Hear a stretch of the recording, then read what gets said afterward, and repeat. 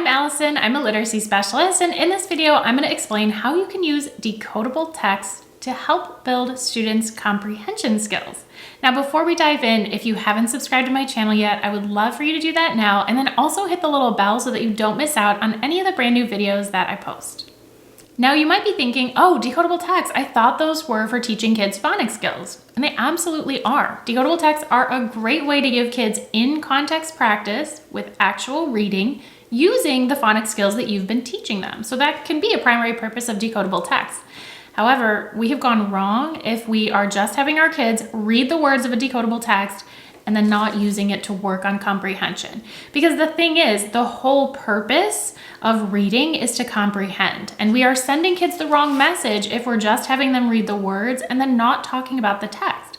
Now, decodable text, especially with our little ones who are just, starting to read CVC words, they are not going to be as rich in content as like a picture book read aloud that you do, right? So a lot of your deeper comprehension work does have to happen in your whole group instruction where you are reading a book to kids and you're talking about it, because you are able to do the decoding work for them, which gives them access to more complex text, which then lends itself to deeper comprehension. So you're absolutely still doing that. But with decodables, there is still a lot that you can do with comprehension. So let's talk more about that. Now, I will say that all of this does start with having the right decodable text. I will include a link for you for some decodable text in the caption. But, if you're using the decodables that are nonsensical and really don't have a story or don't have any information, then yeah, of course it is going to be a lot harder to work on comprehension. But hopefully you have some high quality ones that, again, the content is not necessarily going to be as rich as like a picture book that you're reading to your students, but there's still something there to be talked about. And so you can do a little bit with it in terms of comprehension work. In the comments, I would love to hear from you. Just type yes if you are looking to fit in more comprehension work during your small group instruction, like with decodables. Okay, so let's say you've chosen your decodable for this small group of students or even the whole group of students, and they're going to be reading it, and you've chosen a text based upon what phonics skills kids know and what they haven't learned yet, right? Because you want to choose decodables with the skills that they've learned. And it could be literally like you're working on the vowel team AI, and so you're doing an AI decodable because that's what you're trying to get them to practice. But you can also use decodables that have prior skills that have been taught. That's really important for review, for putting words in kids' long-term memories. And you can also, like this decodable Safari set, for example, this actually will tell you like, okay, we're covering these phonics skills. And so it's a great way to review ones that you've previously taught. So you've got your decodable text and now you're planning comprehension work. I don't necessarily do all of this type of comprehension work in every lesson, but a really easy way to generally think about comprehension work is what are kids doing before, during, and after reading, right? Because we don't want to just have them read and then think about comprehension. There are certain things that you want them to do before they even read a text to prepare their minds to read, to get them ready to read. So let's say that I'm a first grade teacher and my students are working on blends and short vowels, because that's what this text has. Now, this is called Gorilla, so it's a nonfiction text. And there are a couple of underlined words in here, and these are just pre-teach words. So all you'll do before you have the kids read this is you will just tell them what the word is. They'll find it in the text and they'll read it, right? They'll repeat after you, basically. And the reason why these words are pre-teach words is because the kids wouldn't have the phonics skills to decode them yet. So we don't want them guessing. We'll just tell them what the word is. And then this way they get access to this really rich text on gorillas. And there's still some words that are above where they could read, but they can still read them because you have told them what the words are in advance, okay? So the first thing I want to do, especially because this is nonfiction, is to get students to activate their prior knowledge. When we activate prior knowledge, we're encouraging kids to think about what they already know about a topic prior to reading about it, okay? And that prepares them to grow or even sometimes change their prior knowledge as they read the text. They're building their schema, their knowledge of this topic of gorillas, right?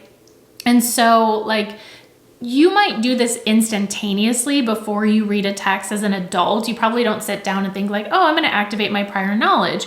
But naturally, like you pick up a book about a topic or something, like you might be thinking about what you already learned about it, or like you might even have questions about the topic that you want to learn, which is why you're reading the book. Or even as you're reading, this gets into during reading, but you're connecting back and thinking, oh, that's actually different from what I learned. I wonder which one is correct. Or, you know, oh, that really helps me better understand this fact that I learned previously. So we're always kind of like trying to mesh what we already know with what we're learning in the text, and activating prior knowledge is a great way to do that.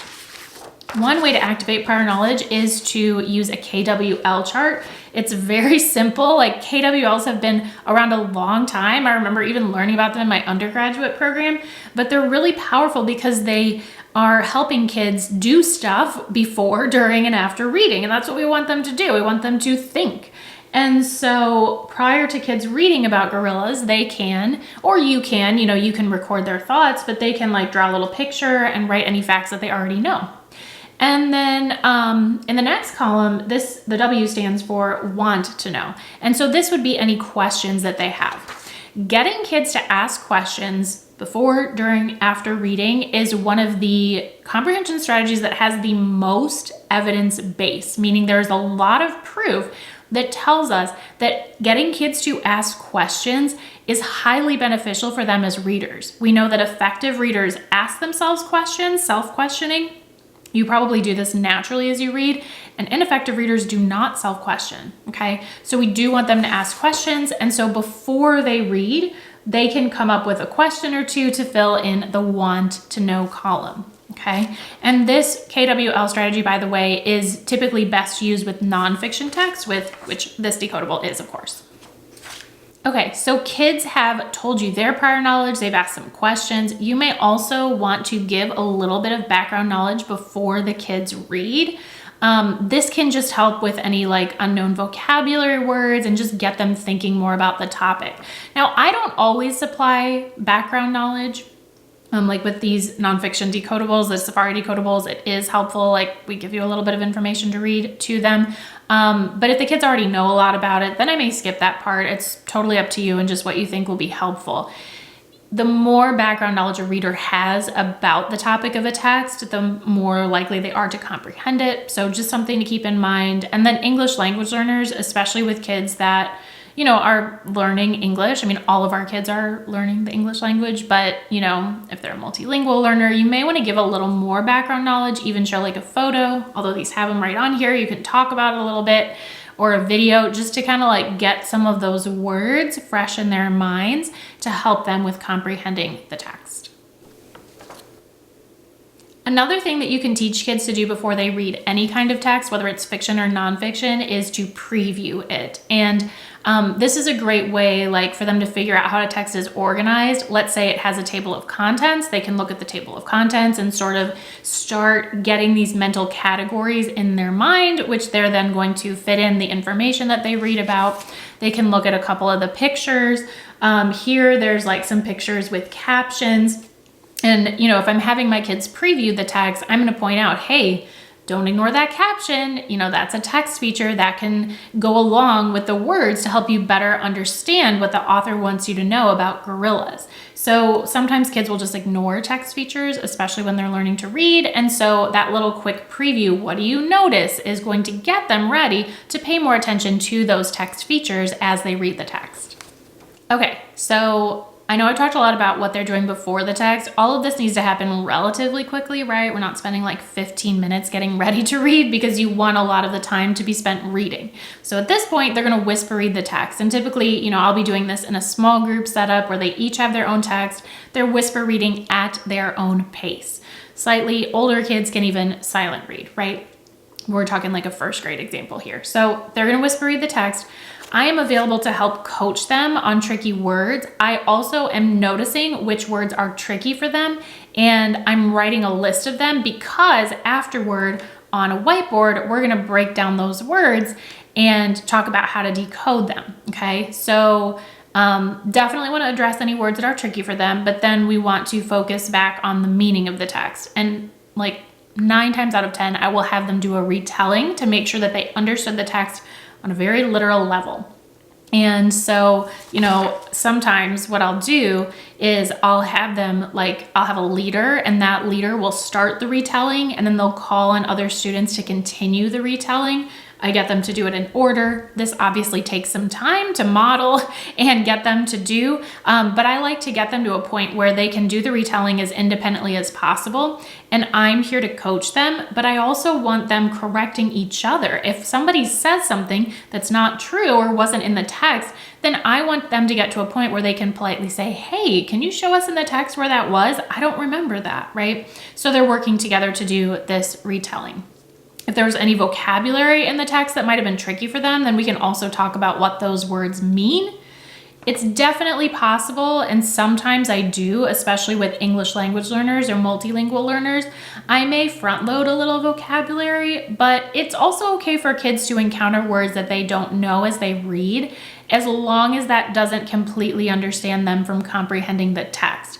So that's where you kind of have to look at the text ahead of time. Of course, we always want to read it before we give a text to students, and figure out okay, if they get to this word, if they don't know what it means, is it gonna completely prevent them from getting a lot of meaning of the text, or can we talk about later? So it's always a judgment call. Sometimes I judge wrong, right? But you can do vocabulary work before or after reading a text. Now, we have to finish our KWL chart, right? They'll retell, but then I'll have them write one thing that they learned. And young kids will often take their background knowledge and try to tell you that they learned something from a text that they already knew. And that fact might not even be in the text that they just read. So a lot of what we work on is differentiating, okay, this is the information I knew before I read the text, and this is information I learned that is new.